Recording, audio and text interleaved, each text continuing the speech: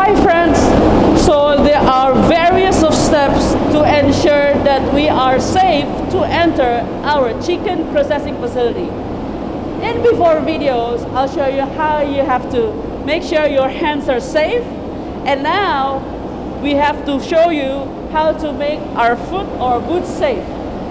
How we do that? So we have to dunk our boots in the chlorine water. Alright, let's come over. Let me show you how.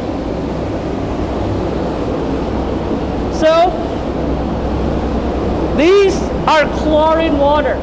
It is very good to keep our boots safe so we don't bring harmful elements from the outside to our chicken processing facility. Alright, I hope I'll see you in our next video. See ya. Bye.